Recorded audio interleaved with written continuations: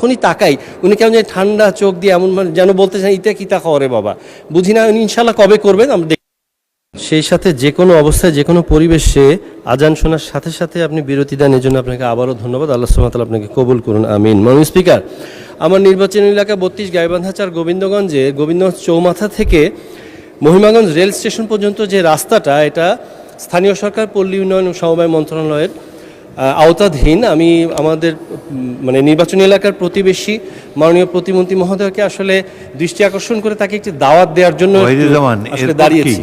বিষয়টা এমন যে এই রাস্তা দিয়ে যদি যান উনি মোটামুটি রোলার কোস্টার রাইডের মতো হয়ে যাবে। মাননীয় স্পিকার, মাননীয় পানি সম্পদ প্রতিমন্ত্রী একটা খাল উদ্বোধন করতে গিয়েছিলেন, তো যাওয়ার সময় আপনার মনে আছে ইনকামবেন্ট গভর্নমেন্ট এই অন্তর্বর্তীকালীন সরকার ৬-৭টা পয়েন্টে কিছু সংস্কার করেছিল। আজীব ও গরিব সংস্কার হ্যাঁ মাননীয় স্পিকার। কীরকম জানেন, আপনার স্পিড ব্রেকার তৈরি করেছে রাস্তা ঠিক করতে গিয়ে।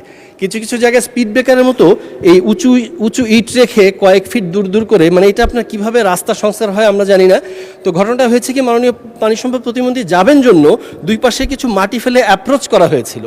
তো উনি হয়তো রোলার কোস্টার রাইডটা পুরো পাননি, তো ফেরার পথে ভারী গাড়ির চাকায় ওই মাটিগুলো উঠে গেছে, আবার আগের অবস্থায় চলে গেছে। তো এই জায়গাগুলো হয় কি, এই ৬-৭টা পয়েন্টে গভীর রাতে ছিনতাই বা ডাকাতি করার জন্য গাছ ফেলতে হয় না মাননীয় স্পিকার, ওই সংস্কারিত রাস্তাটাই যথেষ্ট। আপনাকে অবশ্যই ওখানে গাড়িটা একটু স্লো করতেই হবে। তো যাই হোক মাননীয় স্পিকার, আমি আপনার মাধ্যমে মাননীয় স্থানীয় সরকার প্রতিমন্ত্রী এবং মন্ত্রী মহোদয়কে বলবো যে এই মহিমাগঞ্জ পর্যন্ত স্টেশন পর্যন্ত গোবিন্দগঞ্জ চৌমাথা থেকে এই রাস্তাটা পুরোপুরি সংস্কার করা অতি দ্রুত জরুরি।